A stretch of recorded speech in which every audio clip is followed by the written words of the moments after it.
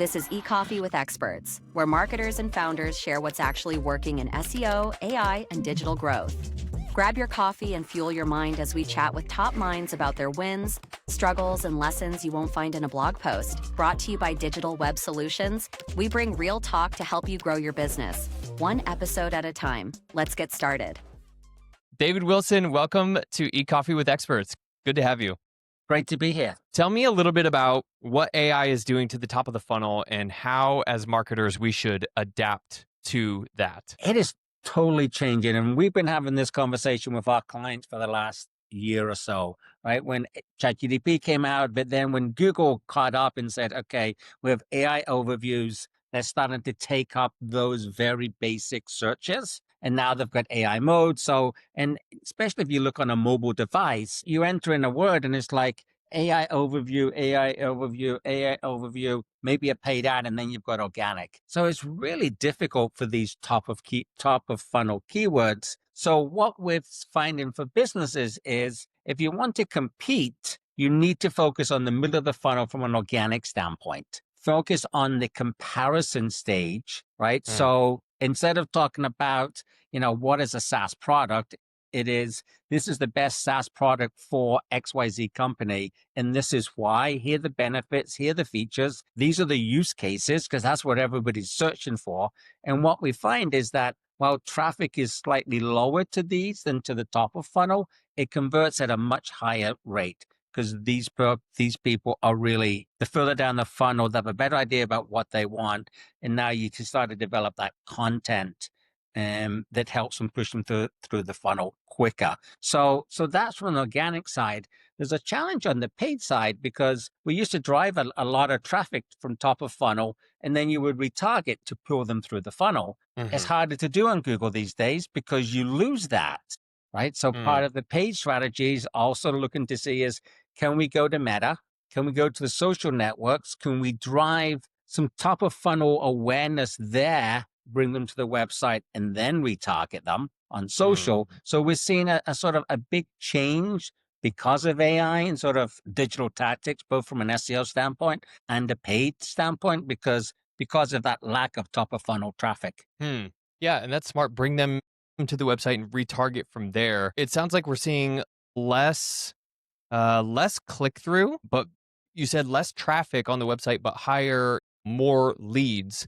Once those leads come in and they're middle of the funnel, because they're maybe like landing there faster, they're getting to the middle of the funnel faster. How does that impact like the buying cycle as a consumer? Everybody has the same idea, and everybody's talking about the features and benefits. Doesn't that mean that they would probably compare more as opposed to someone who really enjoyed the content and gets pushed through the funnel faster? It's a good question. We're not seeing that. We're actually seeing those cycles shorten. Cool. What used to take a 30, 60, 90 days maybe takes a 20, 40, 60 day cycle for people to put through. I think a lot of that is that comparison shopping is taking place in ChatGPT, Perplexity, Gemini, right? That's where they're doing it. And they're using that to identify this is what I want, and then I'm going to go through. And I can give you an example. So my wife is petite, and we wanted to buy a new car last year. And I went into ChatGPT and said, I'm looking for an SUV. There's a hybrid that is perfect for a petite woman. And it gave me 4 brands. Those were the only 4 brands that we test drove. Right? Okay. And it took us, and it said, okay, and this is where you can go on the websites, and it had the information that we're looking for, right? So we got these brands, we go to the website, and we're not looking for SUVs on window for Honda, right? So we did not look for all of Honda's SUVs. It was right into this one specific one. And so, if you take that across all of these different categories that people are searching, this is what they're doing. They're using the AI to sort of filter down. Then they're going to the website and said, okay, I have my small group. Now let me go to the website. Let me look for the comparison and let me go and then make a decision. And that first part that narrows it down is taking them 15 minutes, 20 minutes versus I enter it into Google. Now I've got 10 links. I have to click through. 7 of them are useless. 3 of them might be, but it's a much longer process, and that's really getting condensed. That makes sense. When we're talking about the interactive top of funnel, that's what it sounds like. And if I were, a little inexperienced as a marketer, I might say, okay, I don't need to worry about top of funnel content as much. I'm just going to, take my budget and shift it more to middle of the funnel and put my efforts there. But I think we may be missing something, or maybe I'm missing something. How do we get into LLMs in the first place? Is it still more top of funnel, authority building, the PR, what does that look like? How are you showing up in LLMs in order to get that back and forth, buyer qualification cycle started? That's a great question. It's the top question we've been getting asked from a lead standpoint in the last 60 days. How do I show up? Mhm. In ChatGPT? I think there's a couple of ways that we find work. There's a lot of information out there. Most of it's not accurate. I know what we're finding out that works. If you look at how these large language models, they probe everything on the internet. There's a group of a top 1,000 websites that they put extra focus on. So being in them is important. So that's PR and link building, citations, however we call it, that part Mhm. is important. It's having information that is structured properly, because Google used to look at a page and said, what is this page about? ChatGPT is looking and saying, you asked this question, where is that answer? And if it's a one sentence, that's all they want. They don't want everything else, right? So having structured content, schema markup on the pages that can help with that is important. And then the other part is when you enter a query in an AI model, it's going to do one of two things. If it's, what is coffee? It's going to just take and say, okay, here's my training data. I don't have to go to the internet. I'm just going to give you the answer based on this training data. If I'm Mhm. asking for what are the best coffee shops in Boston that are near TD Garden, well, it's going to go and pull current information. So it's going to pull that from being in its own index. So, freshness is important, and being Hmm. able to get into that, top of the funnel and to be able to work its way down. But at the moment, how do we appear in that is something that a lot of heads of marketing, CMOs, VPs of marketing are struggling with. I Mhm. think there's a fear of missing out, FOMO, at the moment with that, where it's like, I keep seeing it, I keep looking, I keep being on ChatGPT, we're not showing up, we should, almost like we did 20 years ago when Google first came out, and it was like, I Google myself and I don't see myself. So how do I fix that? And I think we're starting to see that. So to summarize that, I think it's a mistake to abandon the top and just focus on the middle, because you need some of that. You still need some of that retargeting. You still need some of that large language models to bring those into you in the middle of the funnel. You were talking with me earlier. Yeah, you were talking with me earlier about what you guys were doing internally, and what you've seen really move the needle in terms of rankings or visibility. Not just PR, not just top of funnel, but also like the basics. Could you tell us what like when it comes to the basics or like the foundational pieces of SEO and search optimization? What is it? Yeah, I mean, some of the foundational stuff is 404 errors. I think somebody did a report I saw recently that somewhere in the ballpark of 5 to 7% of all links from ChatGPT are 404 errors, right? Oh. So that's Hmm. that's a big issue. So being able to fix that, has too many redirects, which makes it difficult for whether it's a large language model or Google or Bing to crawl and index. So fixing those and looking at page load speed is not as big an issue as it used to be, but it's still there. Title tags, meta tags, right? The structured data on a website, H1s, H2s, H3s. Those are the core things. And then Hmm. we layer on top of that, what we found really works in the last 6 months is internal linking. And most Hmm. people think of linking as like, how do I get links from all of these other third-party websites? And what we found is that really focusing on the main product pages or money pages, whatever you want to call them on a website, and maximizing the links that you have to them within content. So not in the footer, not in the nav, but how do you do them within content? Because that gives, in our opinion, and what we're seeing, that gives added value to those links, and that will help bring up those pages to get that visibility.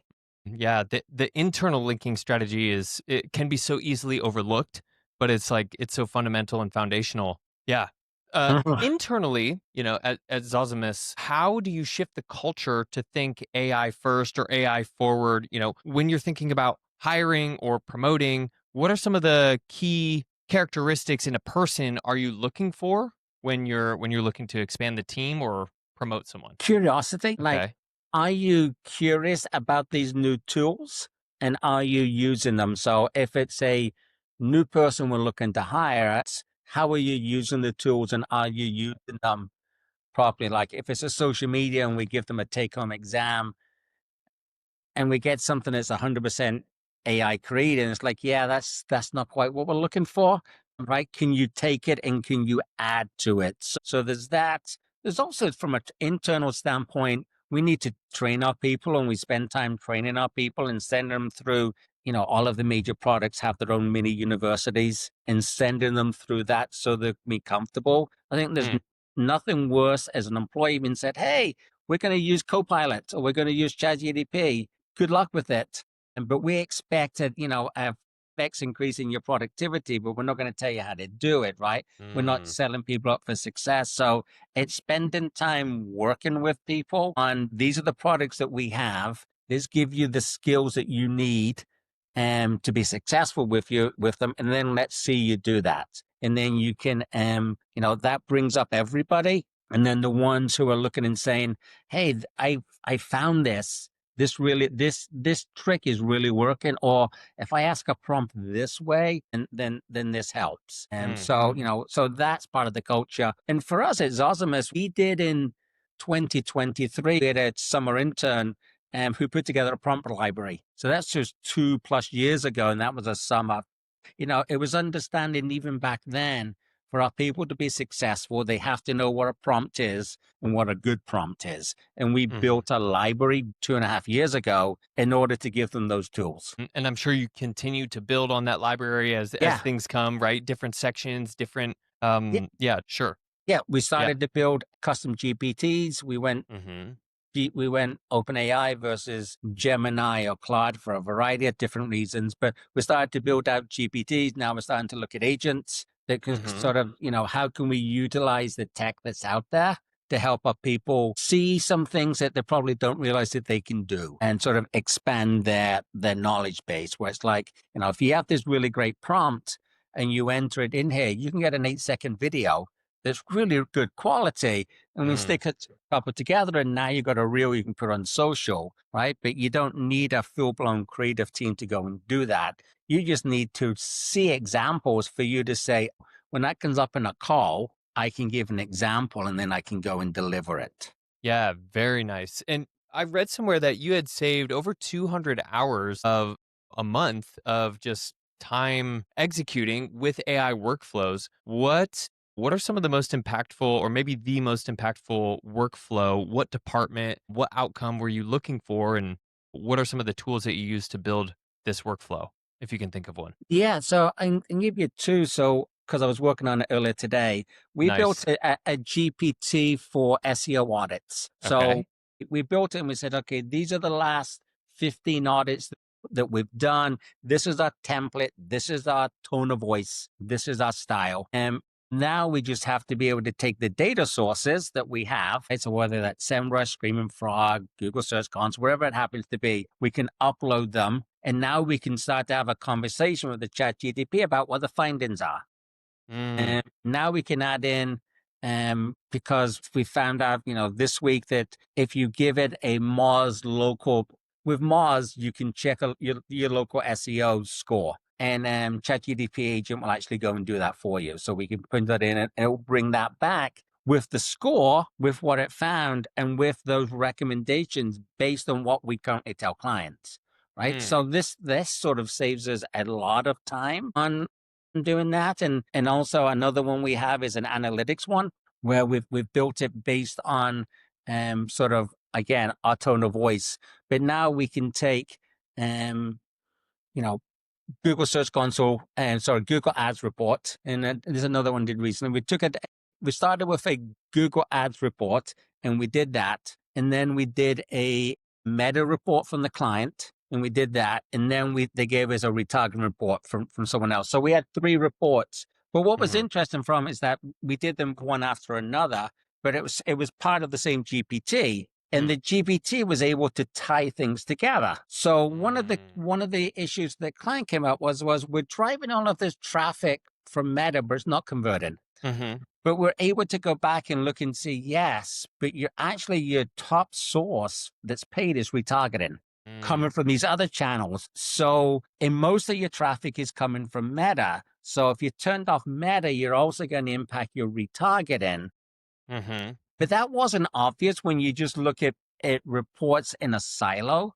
But using AI, we were able to sort of connect dots that we could not see as humans, which was really impactful because now we could go back to the client and say, okay, this is what is really working for you versus what you think is working. And this is why you should continue to do this, because that's what the data is showing. Yeah, I love that. And I think that's a key differentiator from the agencies who are jumping on AI right now and the ones who are, late to adopt it. Is the agencies who are winning have more data at their fingertips and they know how to use it better because they're, like you said, connecting the dots. So when you're implementing, let's say, a strategy to get seen on LLMs and you're basically trying to get the client to show up in AI overviews, what are some of the earliest signs of success or traction when you're running a specific GEO or AEO, campaign or efforts? Well, let's go to the end part first, because that's what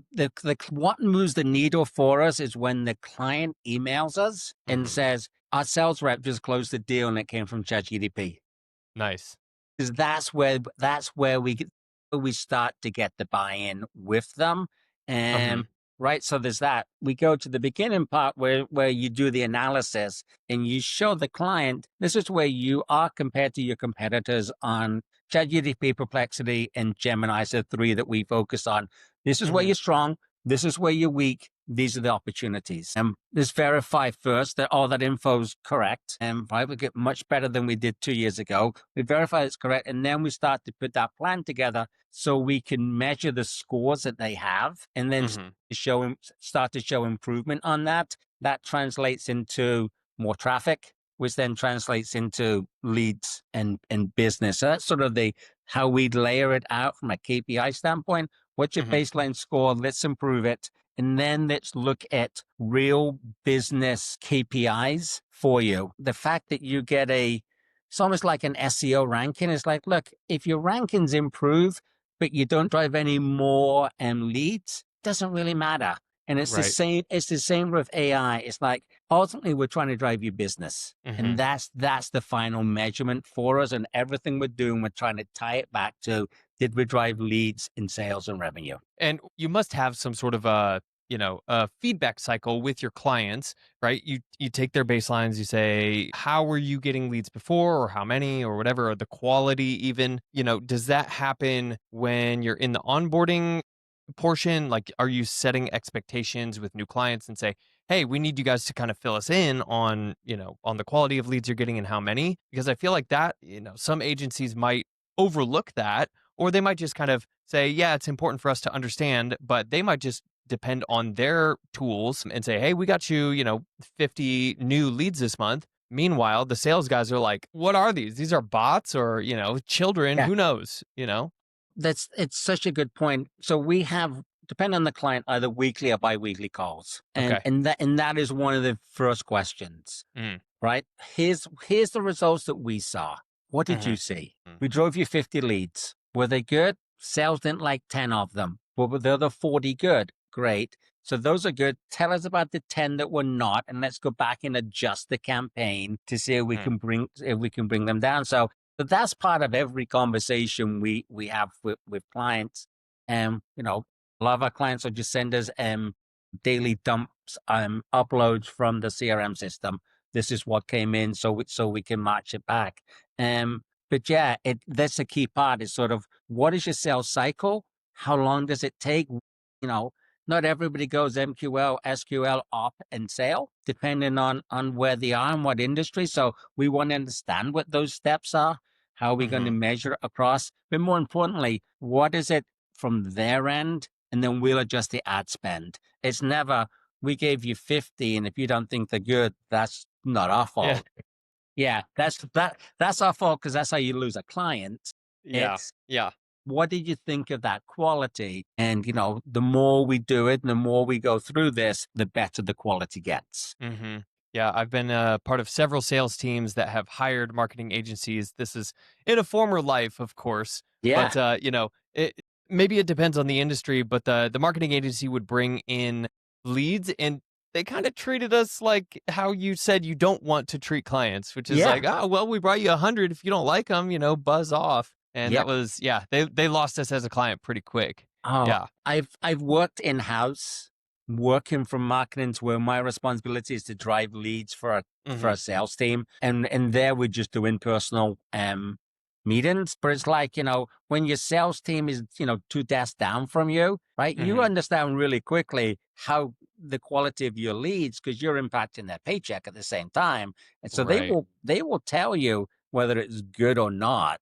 And I try and make sure that we as an agency sort of take that same mindset with us. Yeah, I like that. Even though you have a global team now, I'm curious, just kind of as a side note, how does the having a global team, a remote team, which you've had for 5 or so years now, how does that impact the culture, and how do you keep a strong culture with a fully remote team across various time zones? Great question. Communication, as much as we Sure. can, like, so we use Slack as our primary channel, in Zoom/Teams, depending on who we're dealing with. But we'll try and do, face-to-face conversations within my team, face-to-face conversations at least once a week, one-on-one with people, or with groups of team, in order to have that. And I think also it's from speaking for myself, is identifying this is sort of the North Star. This is where we're trying to get to, whether it's social, SEO, paid, analytics, and reporting. Where are we trying to go? Hmm. And making sure that everyone understands that, and we're all moving in the same direction, I feel helps from a culture standpoint, because people realize, we're gonna be better today than we were yesterday, next week than last week. That mindset. And if we keep that mindset, we will continually get better at what we do. And Hmm. that's the culture that we try to bring in. Occasionally you come across people that are just not a good fit for that, but we try and do a really good job at the hiring stage at working through that and communicating that all the way through, where, we get to give feedback on decks, on reports and stuff like that. And people don't take it as criticism. When Hmm. you ask a question, it says, is that really the right insight, or was it XYZ? Hmm. Why do we say this versus this? And sometimes it's a pushback, and it's like, well, because of this, this, and this. And it's like, perfect, love it. Or it's, I didn't think of that, I'm going to Hmm. update it. That's brilliant too. So it's been able to have that open communication around feedback on documents to help move people forward. Hmm. Yeah, and to have that open, to have a relationships that are strong enough where you can receive critical feedback and not take it personally, right? Exactly.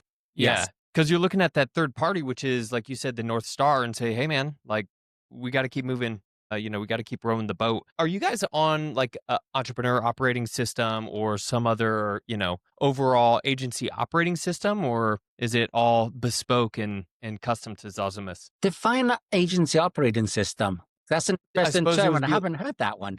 Yeah, yeah. No, there's a book called Traction, which, Yes. is the entrepreneur operating system. I think I'm saying that right. But there are other, what's his name? Jordan Platten has an agency operating system. And there are certain like frameworks. Essentially what I'm asking is, was the company built on like a predetermined roadmap, or was it built from scratch, from the ground up? It was built from scratch, from the ground up. 20, this is our 20th anniversary, 20 years of being in Wow. business. Cool. And so, that roadmap has changed.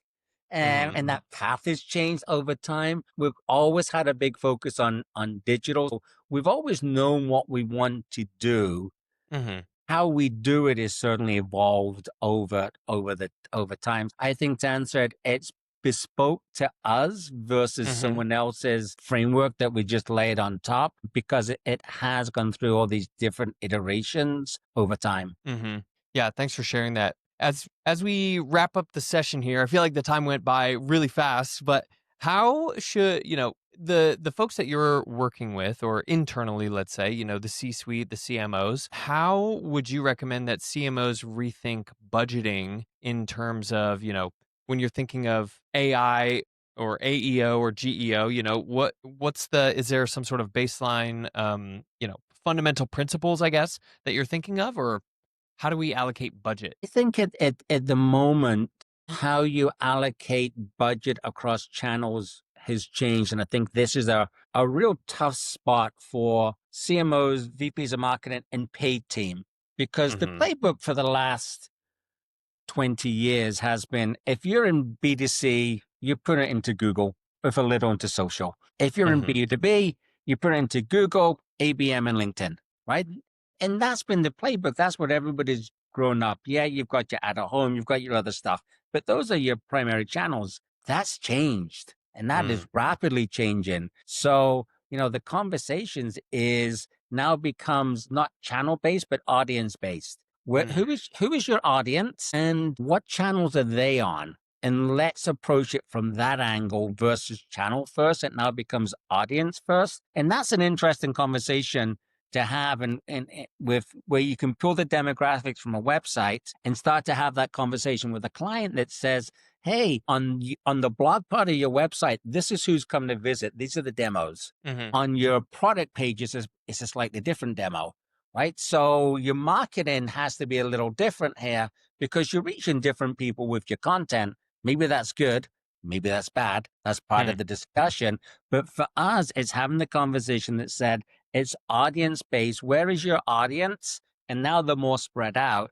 And based on that, then where do you need to be? And let's start to allocate budget across them. And sometimes it might be, you know what, we're going to test something for 3 months. And this puts some money into this platform or this channel and see how it goes because we feel your audience is going to be there. And so for CMOs and that, budget's fluid. It's not just 80% goes to Google and the rest goes otherwhere. It switches and continues to be evolves. So you have to be flexible with it. And as I said, it's understanding your audience because that's the biggest change versus a year ago or 2 years ago. Yeah. Much more reverse engineering and being flexible and fluid. Exactly. Awesome. Well, as we wrap up here, David, where can we find more about you and about Zosimus? And you can find me on LinkedIn. It's Wilson David R. And on that, Zosimus, ZOZIMUS.com. And you can find me there too. Perfect. David Wilson, thank you for being my guest on eCoffee with Experts. It was a pleasure having you. It's my pleasure. Thank you.